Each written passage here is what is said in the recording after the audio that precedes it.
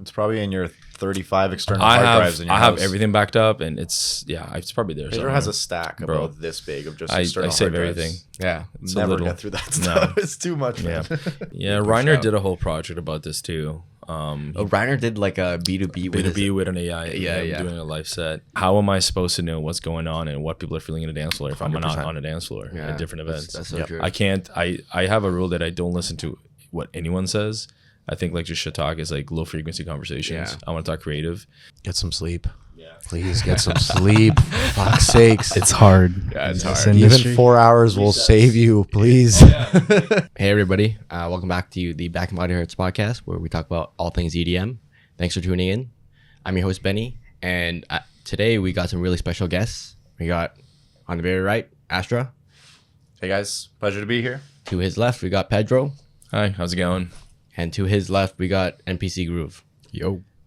AKA Kevin. And so for those of you who don't know Pedro, he is the unofficial nightmare. And he's been in the industry for more than 20 years. And he's played at most of the most well-known clubs in Toronto. And with over 2 decades of experience, he's seen the rise and fall of most trends. And he's part Dutch, part Caribbean, correct? Aruban. Yeah. Aruban. I learned that doesn't exist. I was on the border. They're like, what did you write here? Is the citizenship as a Reuben? It's not a thing. Yeah. Because I'm like, okay, fine, Dutch. I'm not born in Netherlands, but yeah. First off, congratulations on your marriage. Thank you. How's that? Awesome, honestly. It was a little like stressful before because planning a wedding in a different country, even though it's my home country, and we had 40 people flying in, which I wasn't expecting. So it was mainly driving around, picking everyone up. But once everything came to, it was honestly a beautiful wedding. Worked out really well. Yeah, she was super happy. She got to DJ we did a after party at a surf shop. This dude that I knew from way back when is a kite surfing instructor, and he's like, "Yo, I'll set it up for you," and sends me a photo. It has like a booth, and it had Was it RX3? It's an RX3. Yeah, he had the RX3 on top of a surfboard, and she got to play on her wedding dress. It was on a surfboard. Yeah, it's a small place, right? Yeah, it's 15-ish kilometers, like from point to point. If you're driving in, almost 20-ish, because it swerves a lot because it only goes from the south coast of the whole island. The north is all protected space. And there's that crazy mountain that takes up like half. Yeah. So everyone knows everyone. Yeah, everyone knows everyone. Part of the reason why I left, to be honest, I couldn't do anything there. Yeah. Like I was DJing there, doing events, and this is back when it was all like radio and guerrilla warfare kind of. You're just on the ground and giving flyers and trying to convince people and talk to people because there was not much social media presence there. Yeah. Your social media was radio. So that's how you heard Was the internet bad there? Internet was still dial up, and I'm gonna be honest, for you to even like, there wasn't like, when I started getting into it, there was like Messenger, and that's pretty much it. Everyone was just using phones. And it wasn't a platform to really mass text people either. So it's more face to face, and then announcing on radios, this is happening, this is like this artist. And then it used to be every radio station used to have a DJ group, and they call it a mini tika, like a mini discotheque. And they would all play different genres, and we would do parties everywhere, pretty much on the island. Yeah. Did you and your partner have different ideas for your wedding, or was it always going to be in Aruba? She's always dreamed of having a beach wedding, and she happened to meet me, which, funny enough, she didn't believe that I spoke a different language. Like, I speak Dutch because the government, everything's in Dutch, school's in Dutch, but then we have our own native tongue called Papiamento. So I was like telling her this, and she's like, "This guy's bullshitting me." It's like, Aruba doesn't exist. Like, people from Aruba don't come here. Also, the craziest language ever. If you try to listen to it, you're like, "What's going on?" It's like, it sounds Portuguese, but it's not at all. And people are like, "Oh, it's like Spanish." I'm like, "Oh, it's like Spanish, Portuguese, and French all had not French. Sorry, Portuguese and Dutch had like a baby. Yeah, all at pretty the same much. time. It's very three-way. It's because it's a Caquetillo language. We came from the Arawaks from Latin America, and they moved there, and it kind of evolved as we got different colonizers, because the language is very basic. Like, we don't have a name for fridge. We just borrowed the frigidaire, the brand, and that's what we call a fridge. Same with shoes, kets. Like, it's like Keds, right? But it must be pretty cool to know a language that's sort of like on a decline. It was, but it was also kind of like a battle, because the thing is, Papiamento is very slang based because it's a lot of borrowed words. So every generation it starts losing its identity. So I was lucky as I got out of school, they actually put it in school finally because they weren't teaching people. So what were they teaching in school? It was Dutch. Everything's in Dutch. So I was learning English by going to a class where a Dutch teacher would speak Dutch and translate to English, and same with Spanish, same with French that way. And mainly your high schools, like it was divided up in 3 levels. APB, which is just like mechanics, people like we used to call it Educación Baborico, which means education for mules. See what I mean? So for stupid people, because it was all hands-on things, and it looked like a prison. Honestly, it was a lot of fights and gangs because they didn't give a fuck about school, but they still had to go get something. How big is the population there? It fluctuates, but around 100,000. Yeah. Wow. Depends on tourism. It almost doubles up. Yeah. Yeah. Do you guys speak any other languages as well? Oh, I speak 3. I was born in Rome, and my dad's from Argentina. Also, my mom's job was kind of working for the Ministry of Foreign Affairs in Italy, so we moved around every 4 years. So I grew up in Italy, Mexico, then Canada. Obviously, spent some time in Argentina. My family's very global. I speak Spanish, Italian, and English pretty much at the same level because I learned them all before the age of 6. So fully get what Pedro's saying about just like the double language. I guess 3. Yeah. It's like Dutch, Papiamento, Spanish, English, Afrikaans. Yeah, I know those. I know fluent, but the rest is just like pick up. For me, it's like I know Canto, but like when it gets to the big words, I don't know the big words, so I have to substitute English in. So it gets to the big word, and I add in English. Oh, are you second gen? Or I'm second. Yeah. Oh no, first. You were born there? Or No. My parents came here. Yeah. They're immigrants, so I'm the first generation in Canada. Nice. Okay, first gen in Canada. That makes I moved by myself. Yeah, and I made a family through music, pretty much. damn right. Likewise. That's great. Yeah. Is that the same for you too, Kevin? Yeah, Mandarin, but it's on the slow decline. I don't really have a chance to speak it anywhere here now. Shit. I mean, it happens all the I same know. here. Like I don't speak Italian with anyone here. No one Yeah. speaks Yeah. Dutch. Like I came here with all these guys wearing Italy jackets and like, yo, like Oh, yeah. Italia this. Oh, and I'm yeah, like, all the Italians. can I speak my language with you? I've No. been trying for 10 years. Yeah. It's- How did you guys meet? That's a interesting Oh, I story. gotta You want to go tell? way back. Okay, so so like, I actually know go for it. Pedro through Ingrid first. Yeah. I've known 7, Ingrid 8. for probably 13, 14 years because Ingrid's parents and my dad, obviously being both from Argentina, they actually grew up in the same town and they knew each other as kids. Obviously, we both went our ways. I'm gonna skip the story there. And 30 years later, reconnect in Canada. Yeah. And obviously they had no family around. We had no family around. So we just started having dinners and kind of just became like pseudo family, just routine every once in a while, have a dinner. Yeah, like cousins, pretty much. Yeah, like cousins. And then eventually, Ingrid started dating Pedro and he came around and he's like, who's this 16-year-old making dubstep? They didn't take it seriously until we got on the decks and he's like, oh, okay, we can spin. And it's been 7 years of finding a brother and going through music and doing everything together and, each having our own path, but then like helping each other through. And it's been It was at COVID. We because we can only have 10 people in your group. Yes. So we rented a house. Yes, it and was partied. COVID. That's what we Yes. did. Yes. We rented a home and then we were going back to back and this guy throws his track on Love You. Yeah. And I was like, yo, he's like, this is my track. I'm like, this track's nasty. Yeah, that was What the right fuck? around the that time was it. Yeah, when I was switching over from. I was stopping. I was a dubstep local in the city already. Yeah. I played at the Hoxton, played some Ever Afters, and then I was kind of getting tired with the genre, so I switched over and I started making tech house and techno. And I guess that's where kind of me and Pedro found a little bit more common ground to spin and to showcase music. And the first few tracks that I guess of that genre that we showed off was at that cottage. And Yeah, it was. I still play some of those today. They're still Same. I still have good. some IDs that he doesn't even have. That it says. Yeah, because I lost them. I'm like, so Pedro, funny. Pedro, can I That's have so my funny. track back, man? Like, I really There's a want my show. track again, bro. Like, That's so It was at Coda actually. I played a track. It's like, yo, what the heck, bro? It's I just like, fully lost that file. I'm like, I only got it. you have that song of mine now. That's so funny. It's hilarious. I gotta send it to you. Yeah. So Pedro, how did you make your way to Toronto then? Oh wow. That's a long story, but let's see. I moved here and studied Niagara College, computer programming. I was a foreign exchange, IELTS student. I knew English, but I passed my IELTS test, so it was fine. But then I studied computer programming, and I hated it after the first year and a half because the first year was cool. It was like a bit of everything. You got graphic design, whatever, and I ended up just throwing parties. Like because Niagara College is in Welland.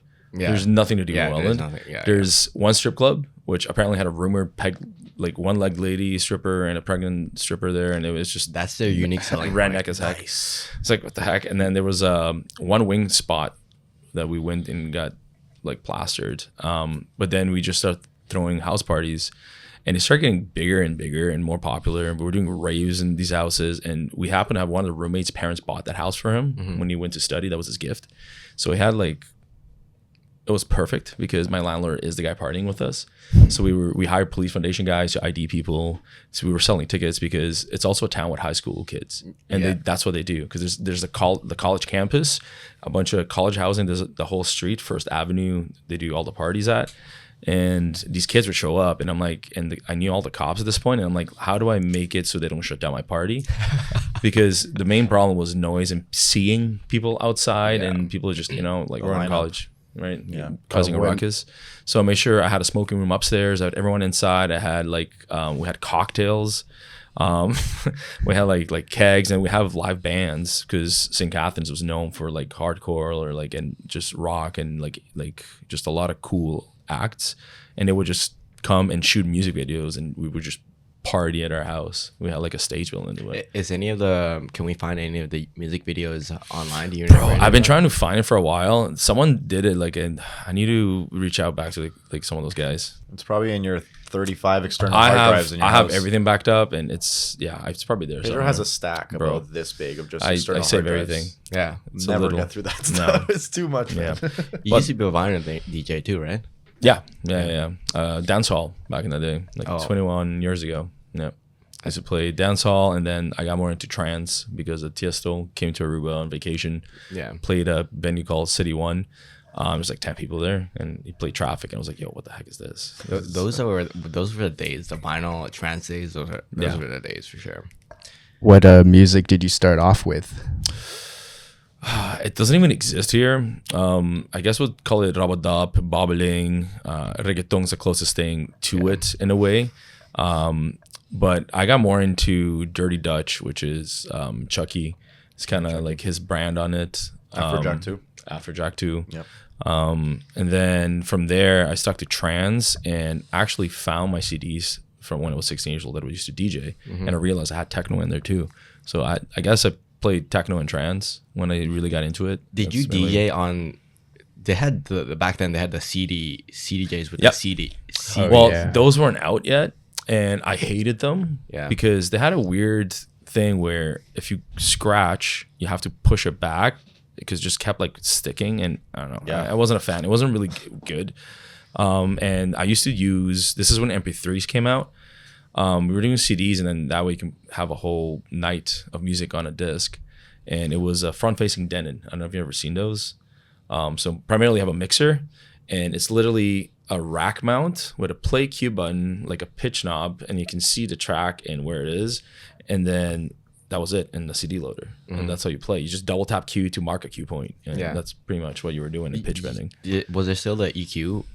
Yeah. The mixer was on top. And it's just, the mixer is like, you mix in the track, but you can't do much manipulation of the track. It was on a CD, and you can't back scratch, you can't do any of that stuff. Yeah. I guess how has your marriage changed raving or we met through it, so if anything it hasn't changed it at all. She also works in the industry. She works at Coda and other festivals. She also is a DJ herself. She was always involved with music in some way or the other. She's like a classically trained pianist. And one of the first things I noticed when I walked in, she has like a bunch of guitars. I'm like, oh yeah, hell yeah, I like you. So she started DJing before you guys met? Or after? After? Yeah. It's kind of what happens with our group, I guess, because it's kind of what we do. Everyone just becomes a DJ after a while with us. Yeah, everyone's like, yo, I want to learn. And I'm like, I'm about teaching. Also, me and you like teaching. So it's just like, people get curious right after party. We're all very like welcome to be like, here's what we do and stuff. You want tracks? I don't care to gatekeep tracks and stuff because I'm like, you're not going to play it the same way I do regardless. And I'm always finding new things anyway. So if someone likes something, like, hey, bro, music's meant to be shared. It's infectious, Yeah. And people will play music completely different even if you give the same library. Like I remember Dame's is a USB brick. Dame's house his USB brick Dakota like 3 weeks ago. And he had to use mine And I was like, well, just run through my tech house stuff. And it was so cool to see another DJ, obviously because of like a technical issue, but he ran through my folder in a completely different way than I would have ever done it. And I was having a blast because it's like you almost get surprised by your own music because someone's interpreting it in a different way. And you can tell that it's him mixing and how he's doing it. It was like super impressive to see. And it's just that tells you that it's not just a song, right? It's not just I'm playing Fish or losing it. Everyone does the same thing. There's ways to, move about it. That's actually pretty awesome. What was that event called again? That was it like a local site? No, what's his name? Chase West. Oh yeah, Chase West. Chase night. West. Yeah, and that was when the Pioneer mixers had that update, or the 3000s had that update that like bricked everywhere. I don't know if it was because of that or if it was because of it was the firmware on the CDJ. Yeah, it was forcing people on the new platform, which is the Opus Quad has it, which is the Library Plus. No one uses it. Yeah. What does it do?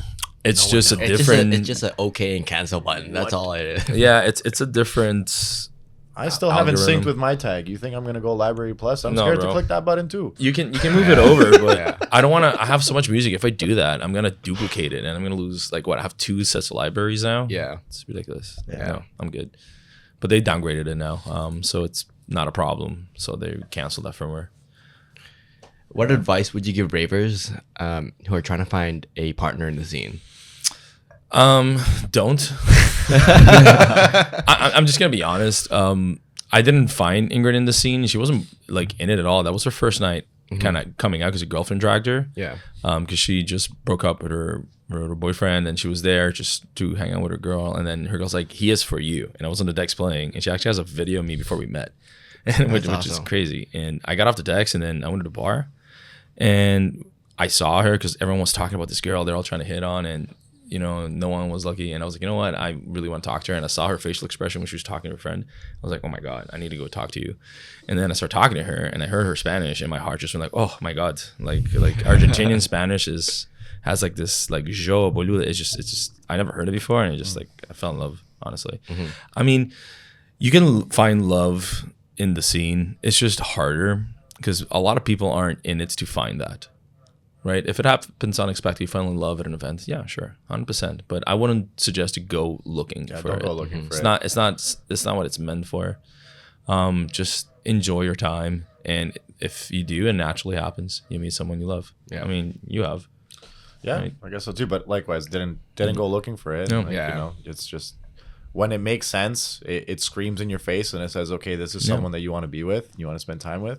But if you're trying to like, let's go out and find someone tonight, like you might get 6 months into that one. It ain't gonna work. Yeah, I think it's so different too with the raving culture and the clubbing culture. Like a lot of ravers just go to have fun and listen to music, but the club culture, it's like all that's all this is about. Yeah, there's still like there's still that like I'm in my early 20s. I'm trying to like hook up with whoever I can on the night, right? And that's fine, and that's totally like normal, right? But just don't go looking for your marriage. Don't go actively like walking around with a billboard like looking for a husband tonight. That's not gonna really bring you further. Yeah. And do you so Pedro, do you produce? I do, not as much as I should, but I can't really speak much on it yet, but I am working on something for next year for sure. Yeah. I'm working on an album and also a collaboration with Federico with a bunch of other artists. So pretty excited about that. Yeah. Because I was looking through I was trying to look for some tracks on Spotify. I couldn't find anything. No, you're not gonna find anything. It's all on SoundCloud and it's all private links. I can send it to you if you want, but it's just I'm not happy with them. They're not finished. And right now it was a lot of technical issues. It all sounds like excuses, but this year my main focus is to like work on tracks. Like I want to do it because I enjoy doing it, and I kind of want to find what exactly I want to make. It's kind of hard because usually when you start you kind of have to find a reference, and I don't really have much of a reference of what I actually want to make, which is almost like I don't know what you call it. It's like almost like not peak time but tribally, like what I used to play. I mean, you'll start with a big genre name, and then you'll eventually, as you make it, you'll be like, I don't know where the hell I ended up. Yeah, that's true. It sounds like this, it feels like this, but it's hard to label. If you're actually truly finding your artist sound and you're sharpening that up, you'll eventually find yourself in a healthy point where you can't properly place a label on your music, and I think that's a good sign. Like that's true. Especially if you like all types of music, I find it so hard to just stick to one thing. Yeah, that's kind of like I started with hip hop. Because I like high school that everyone was listening to hip hop, and then I didn't really like end up finding hard bounce is what I produce now. I'm like, okay, this is cool. And when I started like hard bounce, it was like, okay, I'll use a reference track. Now it's more like, okay, I'm gonna put my own inspiration into the track. Are you guys using AI in any way to help or produce? Yeah. No, absolutely not. Okay. Well, the only use of AI that I do is I use AI vocal strippers. So if there is a remake, La the big one. I guess if you want to really get into like Melodyne, tone, like just like a little bit of pitch correction stuff, there is some automated plugins that do that. I mean, you use your voice too. Yeah, but I prefer to do that, right? Because I hate sitting on Splice for 10 days to find one sample. Like I would rather just make it. Yeah. Right? Sometimes you find it on Splice and it's cool, but you know, when you're just digging and digging and digging, page 67 is not going to save you. Yeah. Yeah. Like, you know? But making tracks is never going to be perfect, right? Yeah. Art is never finished. It's abandoned, man. Yeah. I mean, I just put out an album. I worked on it for 4 years. I can still go back to that project today and I can still be like, I gotta fix that little thing. How do you guys feel about AI in the music space now? Have you seen any of the? Some of them is a big one. Like I think that's like the main one that I know of. That's sort of Reiner did a whole project about this too. Reiner did like a B2B with an AI. Doing a live set. So if you didn't know, he trained an AI to be him, like off of his sets fully and his music, and then he just did it back to back. The AI is generating the music, or is the AI is controlling all of his synths and all of his equipment, and he duplicated it, so he would be able to go through the set list that. Hey everyone, thanks for listening. Real quick, if you're planning on attending any events overseas, you need to sort out your mobile data before you go. No one wants to be that person hunting for dodgy Wi-Fi just to load their ticket or find their friends at 2 a.m. Use Airalo. It's an app that lets you instantly download eSIMs for basically any country. It's super easy. Pick your destination, buy a plan, and boom, you've got data as soon as you land. It's way cheaper than roaming, and you'll be set for maps, messaging, all the fest photos, no stress. Best part? You can get 15% off with our code BNB Hurts 15. Just head to airalo.com or grab the app and enter the code at checkout. They have and he has. Okay, that's a creative way to use AI. Yeah. I think I would accept like kind of that. But if you're just simply just generating a track, that's but even with what Reiner's doing, like he's using AI to like emulate himself, which is still the stuff that he's created and chosen and curated, right? Yeah. I think where AI is gonna just kind of fall flat over and over again is that it can't really create; it can just copy or emulate. Yeah. So it's like the tools can get amazing. It can copy you Tiesto Adagio for strings, like to the little waveform, right? But it can't create you anything new. So at the end of the day, it's never gonna really substitute artistry or taste or human experience. Like those are the things that we look for, you know, like we notice them on a dance floor when they come through. I find that AI still can't like replicate electronic music that well. Like it does a great job with like K-pop and like pop music, but when I listen to an AI generated like EDM track, it doesn't know where it's mixing going. is off. Yeah, it's also because genres itself can be quantified. It changes and it evolves. And for an AI to actually be able to do something, it needs a lot of data that's similar and the same. And techno can be this day, and techno can be something else the next day, and it just evolves. So it's like, I guess there's also the complexity of the genre. Like I've made, I guess, over 15 years, starting from big room trap to dubstep to hardstyle to everything else, and like I will admit that in all those different genres, I love them, and you can still express yourself, and there's still like mastery in all of them. There are some genres that are harder to make than others. Yeah, when I was making dubstep, my project times were 40 hours. Yeah, consistently. As soon as I started making techno, 8 hours. Yeah, tech house a little less. Not that you can spend more time, you can spend less time, but at least in terms of my workflow, I had to sweat to make 60 different patches on Serum that just play once in a drop. Right? So there is complexity, and when you're trying to get an AI to make a dubstep song or make, I don't know, but techno or whatever other genre that you want, there are some genres that are just more simplified and are easier to replicate, and there's some that just have so many layers to that onion that it's going to take a long time. I'll put it this way. It's a tool. It's the way you use it.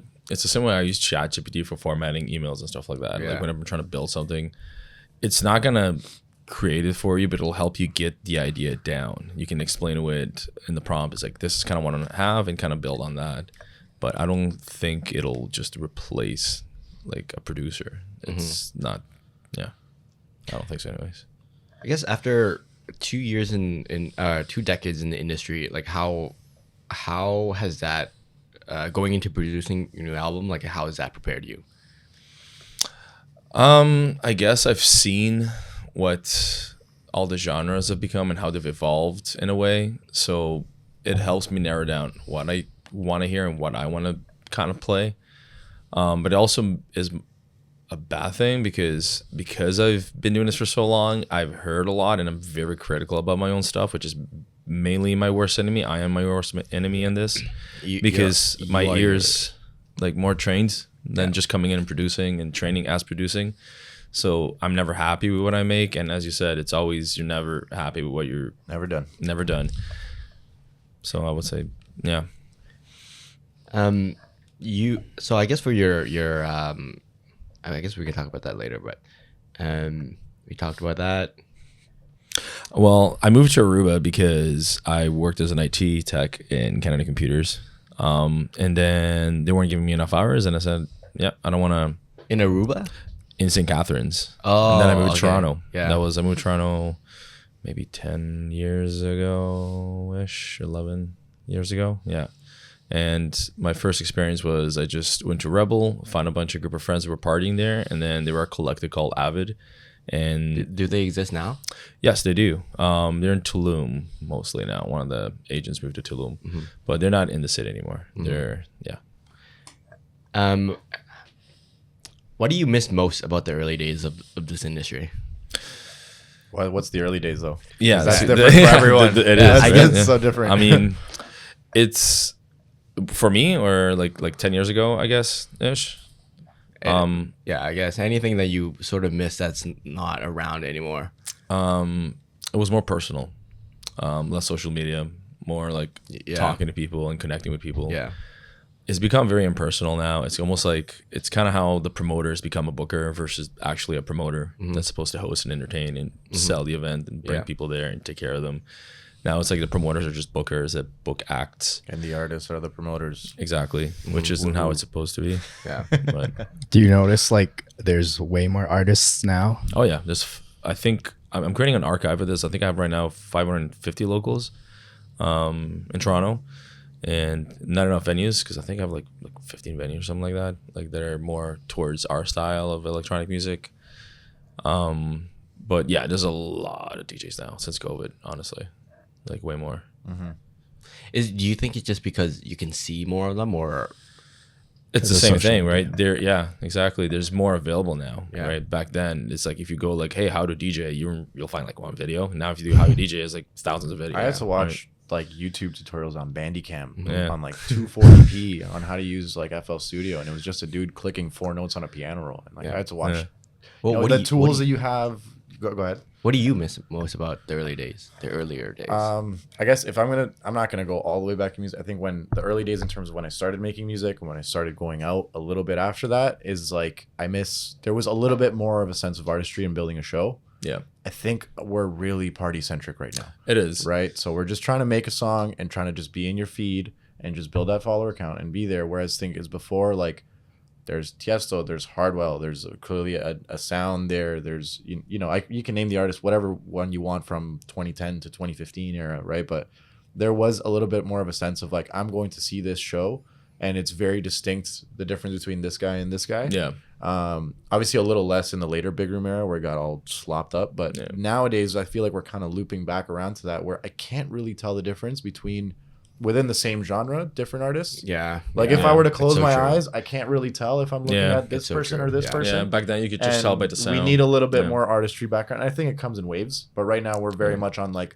we're expanding. There's a lot of new people coming in. We don't really have those refined like acts as much as we did years prior. Yeah, back then, like for example, Township Rebellion, that was a Township track like right away. Township, their sound is super unique. Like you can listen to it and you can instantly tell like this Boris is like the same nothing. thing. You know the Boris track, like from a kilometer away. Right really. away. Yeah. Yeah. I had a question, but I forgot what it was. It's okay. No, it's fine, brother. Like actually, how did you guys get to Toronto? You lived here, raised? Like... I lived in Markham. Okay, and then I went to school in Ottawa for university for 2015 to 2019, something like that. And then I just came back, and then COVID hit, so I couldn't even go out. Yeah. So I think a lot of people were cooped up, and they all wanted to go out because that's something that was really what I wanted to explore and just experience. But in Ottawa, there's not a scene in Ottawa. There's like what was that club called? City Lights? City at Night. City at Night. And then there's Barrymore's, but I think that one shut down. So there's one or two. It's a big university city because there's Ottawa U and Carleton. But the EDM scene wasn't that popping there. Like they have Escapade, but it's not that. Yeah, it's good, but it's like once a year, right? Yeah. It's not like here where there's always something. Yeah, absolutely. And it's not that easy to get from Toronto to Ottawa. No, like you have to take the train. It takes 4 hours. Yeah, like you might as well just drive. It's the same thing. Mm-hmm. Yeah. Going back to your career, what are some of the highlight moments, like over your? Oh wow, there's too many to bring up, I guess, or to count. I think a couple of them was like maybe Sunnyside. That was like almost like how do you say, a full circle moment, because I went from setting up for years the sound there for these parties and telling myself one day I would want to play upstairs here on the stage, and then Victor Ruiz got booked, and then they put me on the stage. So that for me was very emotional. I had my glass on the whole time because pretty much tearing up. But that was definitely like, oh my God, like I got to play here and at the spot I wanted to play, because you can't play upstairs. Upstairs is based if it rains. Mm-hmm. So if there's a rain prediction or lightning, they move the party upstairs. It's the only time the owner agrees to it. So usually it's downstairs in the courtyard, but for that specific event, it happened to be that it was perfect, and it didn't actually rain, which was great. It's even better. You got the better spot, and it was. You got the better spot. It sounds better too because it's under the roof, so the sound just kind of like sounds punchier. And I love Victor Ruiz. I love like Volta, and it was actually delayed, so I ended up playing way longer, and it was it was crazy. Yeah, that was you got like two almost 2.5. Yeah, because he showed up almost like I remember that. Yeah. So that was a cool moment. I guess also Veld, playing Veld for the first time. I didn't know what to expect because I've never even been. Never been to Veld, and then I get booked to play the first time. So that's so funny. People like, what? Like, it's like, you've never been to Veld? Like, bro, I'm not from here, bro. Like, and for one, I can't afford that. I'm walking Pedro around Veld like a day one festival goer. Yeah. Meanwhile, he just played stage one. Yeah. I'm like, this is the base stage. Look, everyone wears totems. Oh, the base stage. People dress like Pokemon. I'm like, welcome to festivals. I fell in love with bass music there, actually. Yeah. What's Sunnyside? Sunnyside Pavilion is a really cool venue, which they usually do like in the summer, a bunch of parties there, but it's more house based. So where is it? Lakeshore. Lakeshore, just before. I think it's after Liberty, before Liberty. It's after Liberty. Yeah, ish. One of those. Yeah, it's by the lake. It's a really cool venue. If you guys haven't checked it out, I would definitely recommend that in the summer. You go there. They do it every summer. How about yourself? I guess like what career highlights? No. Career highlights, yeah. Well, I guess there's been a few because my career has had like two parts. One is a dubstep artist for 5 years, which like, you know, getting to do support for Keizo and OK, and then getting to play Ever After. That was like a highlight in itself. Yeah. And then I guess switching over to like me performing techno is obviously all the show, like my debut at Coda, various warehouse shows. EI was a big moment because I had to really like, you know, that was a goal of mine for a while, and it always kind of felt like it was there, and then it finally materialized. But I would actually say the biggest like successes is probably music wise. Like I think this album that I just put out I think trumps all of that. As cool as it is to play music live to people, getting to put out a project like that is like so, you know, like heartfelt, and it is me in a bundle of 7 tracks. That for me beats out any live experience that I can get. When you were switched over from dubstep to techno, was that a scary jump, or how'd you feel going into like the switch? No, it was, I mean, I switched over like my brand and my alias and my productions to techno, but I had been listening to techno long before it, right? Like it was still something that I enjoyed. It's still something like I kind of carried all genres throughout me for a long time. And to be honest, it was a little comforting because, like I said before, like making dubstep tracks is hard, man. Like it's really tough, right? And like the sound design is so competitive and it's so advanced that it was actually kind of a nice change of pace. Like I used to say, I don't want to just build guitars, I want to play them. And sometimes with dubstep, I felt like I was just in Serum making patches and patches and patches. And I'm like, well, okay, cool. It's just playing F5. You know, I'm not really making music here. There is still tons of musicality in dubstep. I'm not discrediting that. But going into techno, I got a little bit of freedom and a little bit of change of pace to be like, okay, let's strip the elements. Let's make something a little simpler. And it started off very vibey and moody. And a lot of those tracks that I made in that switch is what made it onto my album. Obviously, as time has gone on, we've started adding layers. My music went up 10 BPM. Now we're playing a lot harder. Now it's basically Big Room in Disguise, playing with Space 92. Like we've completely morphed since then. But it was comforting. You know, it wasn't like a scary thing, right? If anything, I wanted to get away and just refine music again. How did it affect your brand, do you think? Not at all. I mean, I started playing so early. It's like my first show at the Hoxton, I wasn't even legal age to go in there, and they made me buy a ticket because I couldn't. The bouncer wouldn't let me in. So like I've been doing that for a while. There wasn't really much of a brand. I got booked and stuff, but there wasn't really much of a following. I mean, you can only do so much networking when you're an 18-year-old. Is dubstep something you would want to revisit and go back to? I mean, I still play it all the time. Yeah. I love it to death. If there's ever a time where I'm like, people see me out at shows all the time, and that's me obviously enjoying the music, but also me just, you know, working and doing my thing. But when I'm going to have fun, I go out to a dubstep show. In terms of making it and going back into that alias, I'm never going to close the door on that. At the current moment, I don't have enough anger in my blood to make that again. That's so funny. Like, are you still you still like dubstep, right? Love like, it. Absolutely love it. That is rare. Like just both techno and dubstep. I feel like because I started off with like Skrillex and bro step, dubstep, and then now I'm like fully house techno. And I always hear like people from the other bass music side. They're like, oh, techno's so repetitive, so boring. And the way you mix it matters. I just think it's like if we look at the electronic music scene as like a little planet, I guess we're gonna use my analogy there. Like there's half of the planet split down the middle. We got the bass scene and then we got the house scene. And in the house scene you got everything from like Afro to hard techno, right? Anything that's 4 to the floor with an offbeat hi-hat and a clap, that is in one side, and then the other guys are making halftime drums, right? Where it's like kick, hat, snare, kick, hat, snare. It's different, right? And it's a completely different groove. And they have pros and cons to each of them. Like the bass side doesn't take itself seriously at all. Which is awesome. I love that. Yeah. They're so much fun. Like crank that Kirby on screen. Ridiculous. You know, like it's ridiculous. But sometimes I wish they would dress a little nicer. You know, like, you know, don't be so whatever. Right? There's pros and cons. And sometimes like the house scene is very uptight and is a little like Mr. Suit and Tie elitist, and everyone is apparently someone. And I do think that sometimes, like, ease up, man. Like, you know, don't be so serious about it, right? So there's things they can learn from each other. Yeah.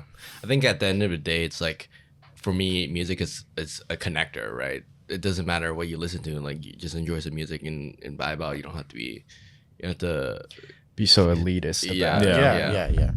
That's exactly and open your mind to other genres, too, because that's a big thing. A lot of, like, I feel like a lot of people, I only listen to this, so like all these other events suck. Like this is the best event. Well, you all start that way. Yeah. You know, you do. When I hear that now, like maybe when I was a little bit less mature as an artist, I'd be like, oh, that person doesn't get it. Yeah. But now that I've matured as an artist and I see my own road, I can see back when I was a little younger, when I was like, oh, I used to think that way. Right. So now when I see someone thinking that way, we're like, oh, like, I don't know, hard bounce. And you're like, okay, everything else sucks. Or I'm not obviously placing that on you, but it's like, that person's just there. That is their flag. That is their like champion genre for now. And maybe in a year or two they find something else and they move on, and then they'll still like their thing, but they'll grow from that, right? And there's nothing wrong. They will, because the genre also evolves and changes that they love. So it happens all the time. It's like almost like every like 5 to 10 years and 20 years, everything keeps rotating. Like trance making a comeback pretty much, which is crazy. Skinny jeans, wide jeans. Yeah, skinny jeans. I literally put my skinny jeans. Trance is back. Away. Trance is gone. Trance Rip is back jeans. again.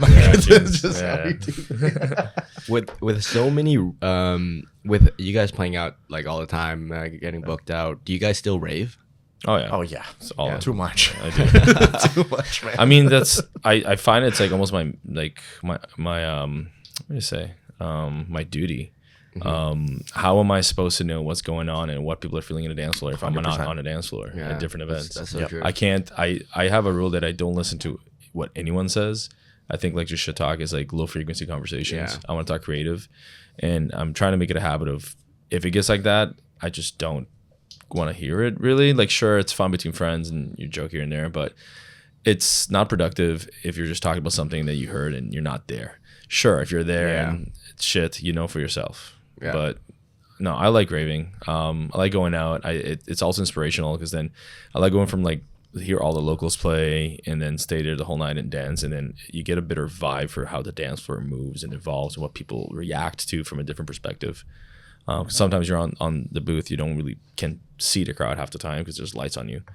So that way you're like literally in the wave. Like if it's a good set, everyone's just vibing and you can just feel the whole room energy as it moves, and that's kind of what I want to get to when I play. How are you guys navigating through like which shows to go through, because you guys know so many people and especially in the scene? I don't go to house events. It's not my thing. Yeah. I tried. I can appreciate it. I like house music. It's just I'm not gonna go to a show that's house and listen to it or care for it.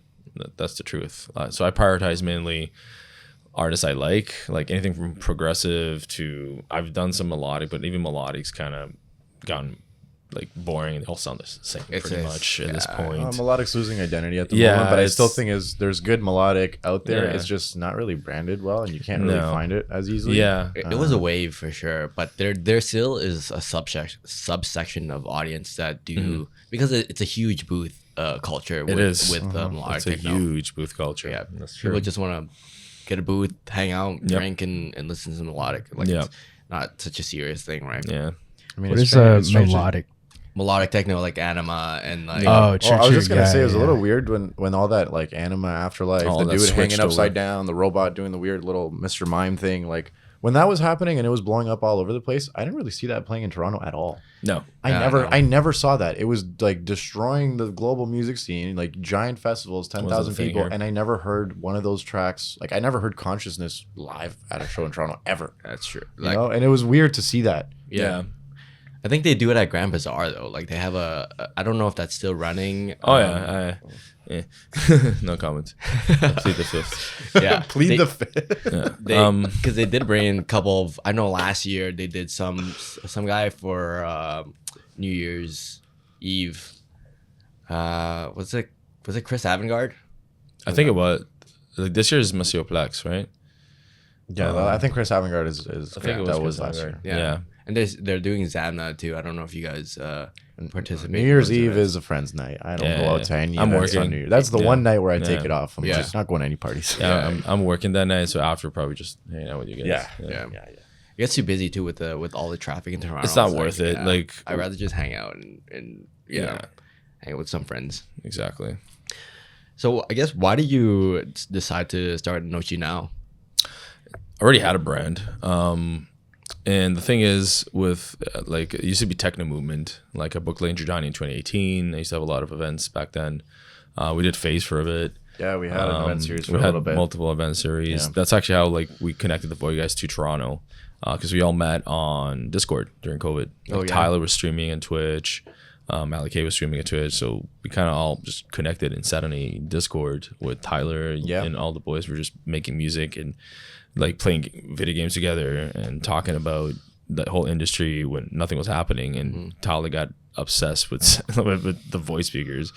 And push come to shove, he's like, "Oh, Pedro, I bought them," and I'm like, "What?" So we actually, Tyler, he bought every voice. He bought them, and we started a party series off that for a while.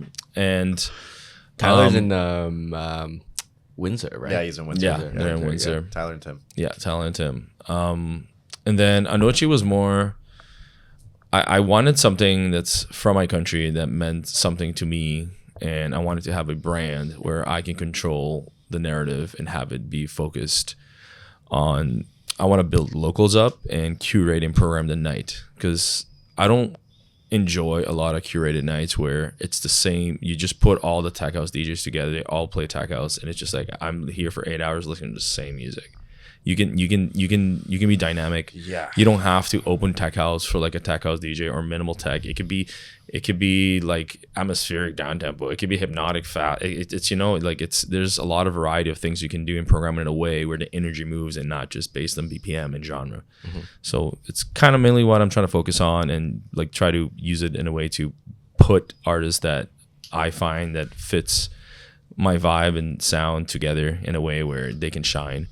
So, and Annochi also means papiamento for like the night, because I want the whole concept to be about the night and nothing else. You go there to dance, have a good time, because I'm noticing there's a trend here that everyone's a DJ, everyone's someone, and then when you ask them, "Oh, what are you doing tonight?" "Oh, I got to go support this. I got to go see this person. I have to go network." I'm like, dude, I don't hear you saying you're gonna go dance. Just go dance, have a good time. True. And I'm kind of a victim of this too, because you gotta network. Yeah, I get it. Yeah. It doesn't always have to be about that, right? Yeah. Yep. That's so true. Any struggles you've kind of encountered while building Annochi? Drop my ring. Basically, struggles. Filling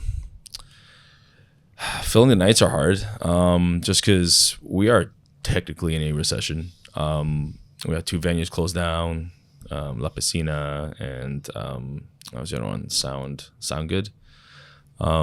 Which sucks, and people aren't really spending money at clubs, and in the end of it, the business side of it, you do need to sell tickets to be successful. And there isn't not many venue capacities that are like kind of small that you can build that are 200-300. You're usually aiming at a place that's like 500. There is a venue gap. There is a venue you gap. You get 100 person, and then all of a sudden And it's suddenly like, how do you jumps. get 1,000?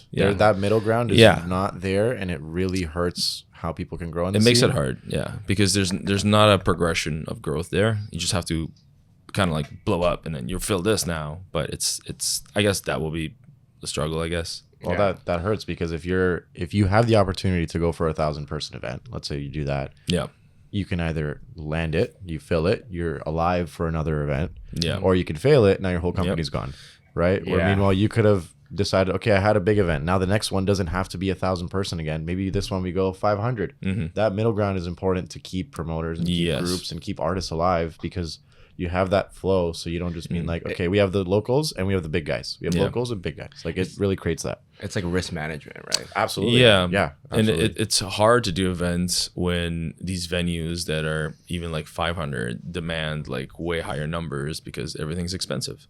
And people aren't drinking because they used to rely on bar sales. And it's just the younger generation thinks drinking is cringy. They don't care to spend the money on it. Drinks are cringy. Just shot at tequila is $50, man. No, but I'm telling you from like the perspective of all these like kids getting into it, they actually think you drinking is cringe, which is a whole new generation coming into this right now in the next 5 years, which is going to be interesting to see what's going to happen with that. But it's the numbers are down for drinking, and it's just people don't drink. Without saying it, like drugs are good again, I guess, right? People rather like they can afford something that's like $10 and have a good time all night versus like a shot is $15 at a good deal, a good day. 100%. Yeah, right. That's super clear, and you can tell on the dance floors too. Like, especially when you're on the decks and you're looking out, you can tell a difference between a drunk crowd and a drugged up crowd. One's not better than the other. There's still people. There's still humans, and sometimes, honestly, guys rip next to you. They're fucking awesome in the front. But they are different, and you can tell. And if it does impact the venue, you can only do that so many times before eventually the venue goes, whoops, can't throw parties anymore, right? So it needs to be figured out. And it's hard to be creative in a venue. Like, originally my concept was I used to build stages, and I wanted to build a special concept stage, but that comes in the same conversation as how it's like you have that gap. Like, what I'm doing at a warehouse with like 1,000, 2,000 people. Like, I'm not gonna fill that with locals, to be honest. You know, I'm not there yet. But And it's expensive to build structures too, you know? I'll do it myself. That's actually not the hardest part. Like, the staging and the structure is not that bad. It's always having the a space that works. And the bar minimums that people set is just like, man, some of them how are am I gonna hit ridiculous. that? Like that's crazy, you know. You might actually get the people in the room and they might be having fun all night. They might leave all at 4 a.m. Yeah. But you know for a fact that even if they get 2 drinks a pop, they're not gonna hit that bar minimum. So it's like, damn, how do I do this? And plus too, it's like they stop last calls at 2 o'clock. So, Exactly. yeah. Just gonna Honestly, say that's that. the biggest That's a big shot problem. in the foot that the city has, where especially in terms of venues, where it's like, especially like for example, Coda always ends at 4, right? And the 2 bar hours. closes down at 2, Yeah. so for 2 hours, and you can immediately tell as soon as the bar closes, half the club leaves. Yeah, of course. Right. There's So no that drinks. that impacts the artist, that impacts the club, that impacts and like sure you can do $8 waters, but you're not exactly like building culture. You're not moving forward. You're just kind of cashing out on whatever you can, and that's because of a government law. Yeah. Why do they do that? Do you know? I don't know. It's to control it, I guess. I feel like Canada's politics, not to get too much into politics, they like being like, I'm going to tell you what to do and I control it. Yeah. Because like Netherlands, for example, has the opposite way of thinking. Is like, hey, you're an adult. You can drink whenever you want, but just don't be an idiot. And if you're an idiot, here's a fine. So They sell like you can like literally sell alcohol everywhere. yeah, Whenever you want. Yeah, whenever you stores want. and- yeah. Yeah. We went to Exhale and I forgot because it was like 5 a.m. It's 5, 6 a.m. I'm like, oh my God, we can drink because the bars are open. That's the first thought you get in the morning too. Yeah. It was like, what the Yeah. heck? No, because we're there. Like, it's yeah. like, and I think 9x9 was getting on. And I was like, oh my God, here we go. Well, that was sick, actually.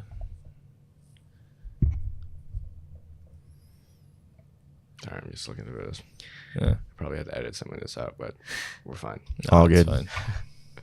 I guess what's the direction moving forward with Annochi in 2026? I want it to be a moving event and eventually build it into its own concept stage. Like, I want to focus on production that makes it unique and has its own thing, because we already have really talented artists that like I want on it that are involved with it, and I wanted to move to different venues so I can basically educate the crowd with my brand and sound, and that way eventually we have a good following with our locals, and then hopefully everyone gets a little bit more recognition that way. Do you think going back to the point before, do you think non-alcoholic drinks is something people should experiment with? Please. Yeah, 100%. Please. Yeah, bro. A coffee bar, like smoothies. Yeah, hell yeah. Yeah. Electrolytes. I've seen this at a few other not here, but I've seen this at other festivals like Electric Forest. They just have so many drink options for things. Yeah. Right. And it's like sometimes it does get annoying when it's like I'm at a venue and my only options for drinking are Booze and Red beer, Bull. seltzer, shot, right? Yeah. What's wrong with like even just the fact that they added like Gatorades and Red Bulls and stuff like that helps. Yeah. And some people don't drink, some people are vegan, some people have like restrictions and stuff, and like if they have an option too, it's just an extra can in the fridge. Yeah. Yeah. And at the end of the day, you're gonna sell the can. Like, why not? What's the harm if it sits there for 2 events and then you eventually sell it? It's not bad to just expand the options that you get, especially if bar sales are hurting. Yeah. Try out some new things. Yeah. That's a good point. You said you wanted to move it to different venues. Yeah. Don't have a question for that. Never mind. Wait, on that topic of like bar sales, do you think they'll ever introduce like cannabis sales like into the scene? I don't think you. I mean, you might be getting it with like vapes and stuff, but Yeah. I don't think you can get there just because we have smoking laws and obviously fire hazards are That's a the thing. thing. If I start have passing out, beverages. Cannabis yeah, beverages. the beverages Yeah, can dude. happen. Like I have no problem with the beverages. If that's what you want to party on, you want to party. Like go ahead. I just know that I think with, Selling smoke is right now they're still a little bit more like restricted. Like even like weed shops, they're like basically like completely blacked out in the front. You can't even see it. Like it's not as free as alcohol is. So I think in terms of getting those at music venues, the warehouse is cool. They can do whatever, but like your Rebels, your Cabanas, before they get there, I think there's a little bit more obviously up top work that they got to do. And not So, everyone smokes weed. Not as much as you think. less now. I think Yeah. with the cannabis drinks, it might even hurt sales a bit more because like, well, you take one cannabis drink and you're good for the rest of the night, right? Exactly. Yeah, I don't know how much of that. I don't They're think it pretty contributes strong. to crowd vibe for sure. Yeah, I don't- The thoughts about international DJs, like local talent becoming international. Any plans for yourself? Yeah, I've already played internationally. I played ADE. Like I played all over Canada already. Like except for Edmonton and Alberta, which is in the works. But I do have I'm planning a tour next year. Yeah. Together with the album, that's kind of the objective. I'm already planning for ADE, Montreal Music Week. Probably not going to hit the stage because you need a specific visa to even go there. And I'm going to stay away from it just because I have a Dutch passport. My name is Pedro Simon Edgar Berkeley. Sounds fake. And he's from Aruba and lives in Canada. Yeah. So every time I went through, I was going to New York for a night just with my glasses. What are you doing tonight? Raving. And then they would I knew they were going to ask me questions and search me. So I just didn't go anything. I'm just like this, just no luggage. I was like, yeah, you can go. I'm like, yeah, I got nothing. But yeah, US, not as much. I'm going to focus probably Latin America, Europe, and Canada. That's the plan for next year. And yourself?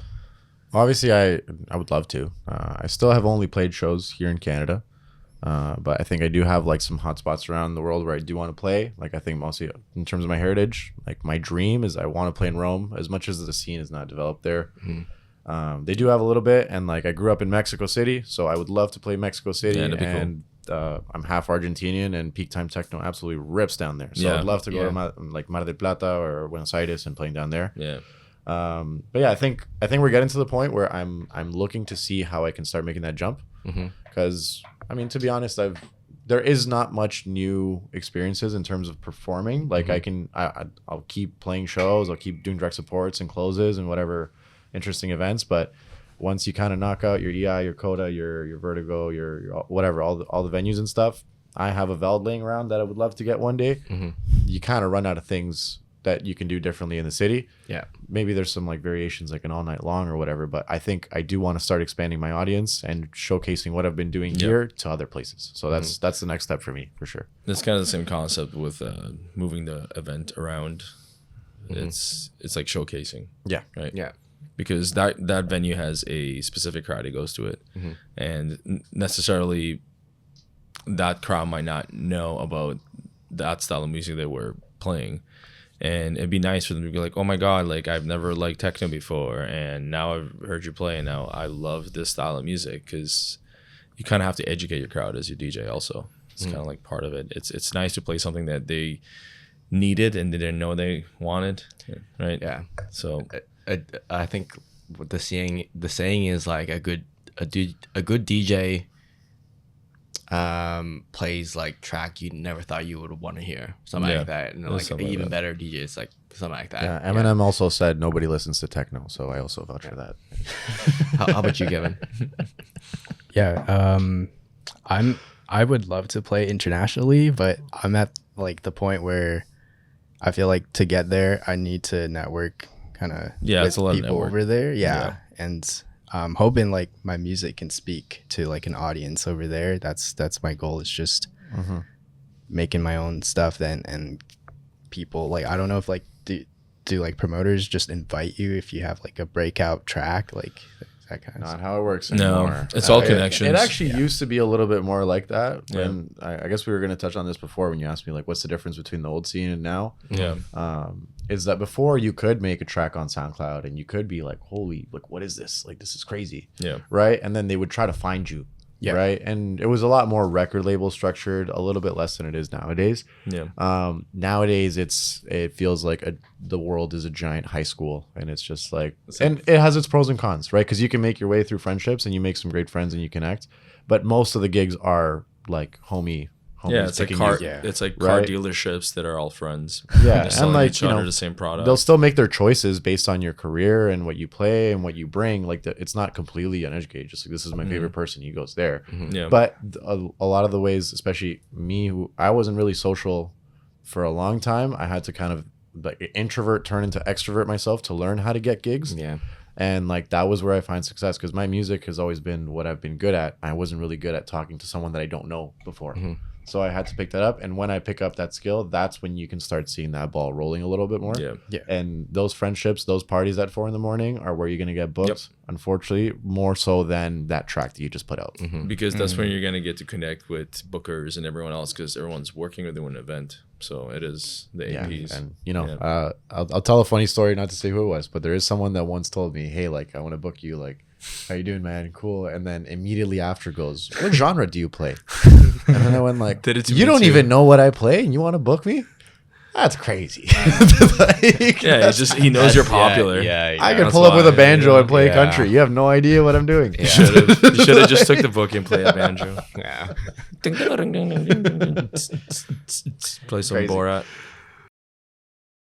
Did you know that nearly 25% of adults experience hearing damage from loud noise exposure, like the music at clubs or festivals? Once it's gone, it's gone. That ringing you hear after a night out?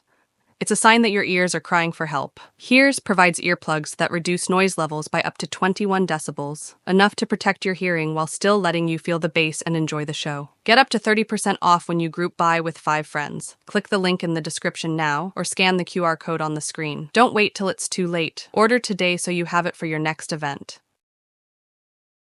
Thoughts about pursuing a career in music, especially DJing? Any advice to new DJs, local DJs? Don't look at it as a career. Just look at it as something that you love doing with that in mind. Because, yeah, sure, set goals for yourself so you can track and see how much you progress. But if your end goal is like, I want to be a international famous DJ making all this money, it's not a good way to look at it. It's really rare. I think it's short-sighted. It's short-sighted. Like It's a good way to put that it. ends at some point. Like even if you do Yeah. achieve it, if your goal is just become super famous touring DJ, what do you do after that? Yeah. You know, And then that's not a fulfilling goal. and you per lose se. the drive. It's like it's more about creating music and trying to stay in touch with all this new music. And I like educating with music and just showing people tracks. I like finding new tracks that I know I can mix in a way that you will like, oh my God, I did not expect this at all, and showcasing it. Even my friends' music. Like if I know something's good, I kind of want to share it with everyone. But I wouldn't focus as like, hey, I want to be an international DJ. That's my goal. Yeah. It should be more like, I want to create this because this is something I love doing. And I think if you take that approach and not compare yourself to other people, you'll be fine. 100%. Yeah, people will take notice. If it's more like there's a lot this thing I've been doing. I've been kind of guiding a lot of artists and a lot of collectives, and they always within a year or two they disappear or they're not around anymore, or and it's I give them all the advice, and if they take it and not do anything with it, I know they're not going to be around anymore. Yeah. Right. It's kind of like, hey, like you should focus on this, do this. If you want to do this, and then they're like, just yeah, say yes, and then they just don't, and it's like you're not going to last because you're here for the wrong reasons to begin with. Because you got to show effort and actually put in work. Yeah. And then usually you're successful. Yeah, it just comes with it. Biggest lessons you guys learned over your I guess career or your years in the industry? Get some sleep. Yeah. Please get some sleep. Fuck's sakes. It's hard. Yeah, in it's this hard. industry. Even 4 hours will Resets. save you. Please. Oh yeah. Hey, guys, reset your booth. Don't blow your ears. Yeah. Everyone does this, and I guess because we're in a culture where Yeah. DJing used to be taught through another DJ because no one could afford CDJs or the controllers wasn't a thing. You had a vinyl and a needle, and guess what? It's my house. If you fuck around with my needle, you're not playing anymore, right? So there was someone there telling them how it should have been done. I forgot my point. Oh my god. I guess I'll give this point in terms of like DJ lessons or artist lessons, in terms of what you want to portray to people. You are not the night. You are not. This is not your show. You're like, I always tell people, like, as a DJ, as an artist, you're basically a chef. Yeah. Instead of preparing you food, I'm just preparing you music. Like I could be in the back of the house just bringing you out a track or bringing you out a dish. It's like I'm here to make you guys enjoy the night. And if I raise my hands or if I do something, it's just to like, kind of guide you guys and guide that engagement. This is not Superstar show. And every time that I go to a show where like the energy is going inwards, it's draining. People It is like, draining. and you don't remember that night. You're just like, cool, that guy had his moment, Mr. Champagne guy, whatever, right? But if you're the one that's actually putting the energy outwards, and if you think about this at whatever level you're at of artistry, we're like, I'm going to try to give these guys the best night that they can. Yeah. That will pay back in dividends. I noticed, like, I try to do this all the time, but people eventually come back to me and talk to me about shows that happened 6 months ago, a year ago, right? Because that is what I try to do. And sometimes I achieve it, sometimes I don't, but that's normal. That's fine. How do you feel about I think there's like a big thing with like opening DJs like playing too hard or whatever. How do you feel about that? There is no such thing. There is such a thing as not like killing the vibe, because you can play fast, hard to other people subjectively, but it's not always about that. It's about the energy that you bring, and if you can pull back. Also, it's a lot of patience, because what ends up happening if you're playing hard and it's just one song, like I'm not talking about hard techno, I'm talking about different genres, because hard techno just sounds hard no matter what you do. But let's say progressive, right? The laundry machine never stops. Like if you're opening for a progressive act, your style of opening can be progressive, but if you're layering and building and just keep creating emotion so early and not pulling it back, it's gonna sound hard. But there's a way to do it, of like just curating a style where it's like almost like a dance. You're just like giving and taking and giving and taking. It's almost like you're giving breaks. It's like flirting. Yeah. Right? Yeah. You don't want to just be like, hey, you, dance. You're going to be like, hey, how's it going? You want a drink? Go get a drink. And this come ties back. to Come two see me. things, like- It's like you're pulling them in and out, and then it's how it should be. Because, people do play hard. And the thing is that a lot of people don't realize is your ear is a muscle. Yeah. Like if you're just going hard at the gym all day for 8 hours, guess what's going to happen? You're going to be fatigued. You don't want to be here after You like leave an hour early. or two. You leave early. You don't want to stick 100%. around. It's the same concept of being too loud, right? You're just like, I am tired now. You don't know why. You're just exhausted, and your ear's like, but like it's because your ear is a muscle. Yeah, 100%. You're mentally exhausted at that point. So yeah, my opinion, playing hard is you got to play your slot in a way that it still is you and represents you, and that's kind of what I do. Like I have people go like, oh, you're playing kind of hard. It's like 126. I took a photo. It's like, it's 120. BPM has nothing to do with this. Yeah, it's not energy. BPM, it's not energy. It's two things. One, it's like respecting the night. Yeah. Right. So understand that when you're taking an opener slot, that has a name for a reason. You're opening. You have a job to do. Yeah. Right. So your job is actually to set up the headline, The whole night. right? And to like set up that the vibe. peak, or not forget the headline. Like you're setting up the crescendo of the Yeah, night to you go are. well, right?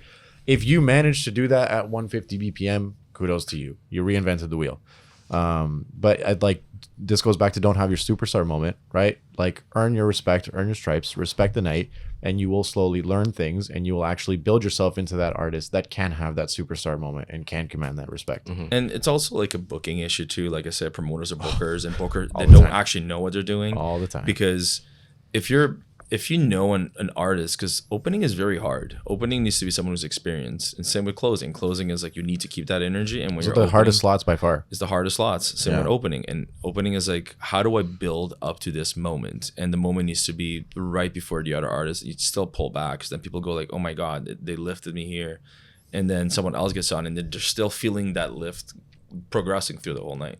Also, if you're doing an opening set very well, oftentimes you're actually phasing through like 4 genres. Yeah. Right? Like when I open techno shows, I'm going like Oh yeah. Afro prog, like From everything. classic techno, Yeah. then maybe some like Bass, modern melodic techno, indie. then into a little bit high tech minimal. Yeah. Like you're actually, there's the skill set of like being comfortable with those 4 genres and being able to like go up in those, especially if you try to stay on key and on phrase and things. That can get pretty complex. Progressive. So there's a really big skill ceiling to an opening set that really gets underappreciated most of the time. But you land that opening set, you're setting up the night for like the perfect like 6 hours after that, and it shows. It shows because A good opener is very valuable. Yeah. You know, if you're at a bar and like you're having fun in the first 15 minutes having a drink, oftentimes that's a good sign that the rest of the night will be fun. Yeah. You know, it's very rarely that you have a night where like you're bored for 4 hours and then you're like, oh my God, this is the best thing I've ever experienced. Right. And that goes with the music and the performers. Yeah, you don't want to walk into a venue and then get like feel pushback. You want to like have an allure, right? You don't want to just be like just bass in your face the first thing you walk into an empty room, right? Yeah, It's like you kind of want to feel like intrigued. Well, this actually happens in dubstep a lot, where the bad dubstep openings is people just going immediate hard it tear out. And even though dubstep seems like it's just hard, Yeah. they actually programming it. So they're like, the future bass guy will go here, the main stage dubstep guy, then the rhythm guy, and then the tear out. So they'll actually program it based on bookings rather than popularity more. So they actually focus on that too. And I wish the house scene did a little bit more of that. And the They house used scene, it to. kind of seems like it's just like descending follower count, which is Yeah, ridiculous. doesn't make sense. It is. Stupid, so like true. absolutely True. stupid. That is so true. That is so true. Absolutely. Yeah. It's I heard it's like the best. Like someone said that it's gonna be a good night when the opener opens with like ambient music. yeah. Well, that usually means that they know what they're doing. yeah. Yeah, That's probably why. Because I have a lot of tracks like that actually. I don't see a lot of newbies like going. Sorry for using that word, but yeah, sorry for using like a lot of new guys just going and like playing like I'm gonna play 10 minutes of ambient. You know, that's something that comes from experience and knowledge that like, you know, I can get away with this weird thing, but it's actually gonna pay back afterwards. Yeah, right? I think it's memorable. I think more openers should be in that mindset. Like, you're not here to impress, you're here to warm up. As long as they're doing it from like a point of understanding it, right? Because then it can easily become a party trick. It can easily just be like, oh well, I'm doing the ambient thing too, right? Oh yeah. And that's the core thing. As long as you like, if you understand it and you're communicating that properly or to the best of your ability, you're gonna get the best show that you can do. And that's the important thing, right? And oftentimes openers are scared. It's their first gig, and you're playing it safe. You're like, this is what works. I'm alive. You know, like intro to outro. And I don't blame them for that. We've all been there, and that's fine. Granted, those should be at some other venues and not the top shows. Please, please practice in your house. Yes, please. Like, you know how much I practice before I even publicly play. Like, I just, you know, like it's beat matching's easy. I'm sorry. There's a button that does it for you. Done. Yeah, bro. Like it's that's not what the point is of DJing. It's like you're curating, like like you're playing with energy all night, right? You're trying to see how am I gonna bring people to feel a certain way after 2-3 layered progressions, and I like just building drops, honestly. Some of it like because of you, like I cut now so much, like well, because I mix you mix dubstep. I like dubstep style. I come from Prague and just layering for like the whole song. But that's where mixing styles come in. There's some people that you know really ride out tracks or kind of interweave them. I like riding tracks. I'm very much dubstep, like build up, drop, and I'll do drop switches or drop flips or double drops, like triple, not really triples. In house, yeah. But yeah, I'll do stuff like that, and then that way I just treat songs like Legos, where I'm like, I want your build up and your drop and this thing and this that, and they can be engaging. But you also need to learn how to do the other stuff, because when you're gonna have to play slow, you can't do drop to drop to drop in like progressive house. And that's how you build yourself as a DJ, when you can adapt, and from every single style that you learn, you actually pick up some little things that you end up using in the other ones, and you end up curating forward. I'm curious, what are some methods you use to like find fresh tracks? I pray. we find the God smithing people with techno. It's like I guess methods. My other job is like I'm a drone operator for utility, which takes me sometimes on 2-day drives outside because wind turbines are secluded in the middle of nowhere. All over Canada. And I honestly just put SoundCloud on, and I use SoundCloud so much. Do you use Discover Weekly? No, I have like this daily and week. That's what it's called. Discover Weekly. My algorithm on there it's crazy. Yeah. And when I'm driving, I just let it play, and I like tracks. And eventually, when like after the day's done from driving, I go on and I dive into the label. I dive into the artist. I search a lot. I'm pretty obsessive and OCD about that part of it. I just dive into it really deep, and it's getting harder and harder. Like, it also depends what you're looking for. It depends on the genre too. Yeah, it does. So like if you know a genre that you're looking for, you like at this point I know which artists I go back to in my record box from like 2017 and I see like, do they still make music? And I'll look them up randomly, like, oh my god, they do, and they make this now. So I don't really have a genre in mind when I look. I just kind of like everything. I'm like, oh, this progressive track is great. This is great, because it's nice to have like a release of just like not just listen to the same thing all the time. Yeah. And it's also good to take a break. Well, I guess that's why we lean on SoundCloud probably more so. Yeah. I mean, we'll go through the Beatport charts and stuff, and like we'll find the big stuff from there. I've never done Beatport charts, but realistically, like I don't like their site. I can't. It's horrible. I never. I buy stuff there. Bandcamp's a bit better, but it's like, I think SoundCloud has a really good way of doing it. Same with Spotify. But yeah, the problem is like we go on SoundCloud because that's where you can find like the different stuff, like the smaller artists and to be honest, really like the most unique tracks are oftentimes not from the big artists. Right? So you're gonna find it from the small guys, and if anything, that's part of why I don't really try to find music with Spotify, because Spotify is all like algorithm based, and it's basically just it's a giant confirmation bias. It's like, this already blew up, you will like this. It's like, I'm not trying to find this thing that I already know. I need to find the things that I don't know. Exactly. And I just straight go through my like straight up home feed on SoundCloud for days, and I find stuff. Ingrid's algorithm on her Spotify is crazy. She finds stuff that she can't even buy. You can curate like, it. How do you finding these tracks? I can't. It's like I can't even find it if I want to buy it. I'm like, wow, good luck. Yeah. But It depends on the They want too. you to listen to what they want you to listen to. Yeah, absolutely. Spotify. Well, no, I don't blame them for it. Like if you're trying to build an algorithm and you just want to build a reward system for people like this, let's share more of this. Yeah. And that's how Instagram and that's how Spotify works. Yeah. That's cool, right? But then you also lose the fact that like, what if people haven't liked it yet? And that would have actually been the perfect thing for you. Had it just been a straight up chronological feed like it used to be a long time ago, you might have been the first person to find that. Or the first person to find that might have been Armin on his Saturday evening just going through SoundCloud. You know, you don't know that. But nowadays it's only like, if it's successful, then we'll make it more successful. Yeah. And that's what's happening in like signing artists and taking bookings and what tracks go on and what shows you go to. It's all just kind of like, if it's popular already, we'll go to it. And that's kind of that applies to how we search for music. And I'm trying to get away from that as much as I can. I guess to summarize it, it's basically because I have a library for the last 20 years. I just go back every like 5 years, because I'll try to do like 3-5 years that I don't really play some of the stuff because it kind of changes completely. Yeah. And then I go back to the past because I'm like, I'm not finding any of this music anymore. I kind of just disappear in the face of the earth. And the only way I can play this is because I have an archive of it. And then SoundCloud's always been great. But mostly I dig by going to the past and see what I have and then maybe look them up again. What do you want to see more of in the Toronto music scene going into 2026? Better curated events. I'm talking about programming. Maybe like I'm excited for this new venue, Demo Room, because I want to see like unique stages. I used to like my parties used to do at One Loft. We used to build stages. Yeah. Like you book Blondish, we built a palapa inside of the place. It was all a jungle with like a giant like palapa inside it in the booth, and I don't really see people like paying too much attention in details like that anymore. They're just like, oh, here's a warehouse, here's speakers, here's lights, let's go. Like versus it being an experience. Yeah. So I want to see more experiences if I'd have to answer that. Like rather than just, oh, let's go to party to this artist. I think I would obviously vouch for like artistry. I want to see more artistry. We have a lot of DJs. We have a lot of new people coming into the scene.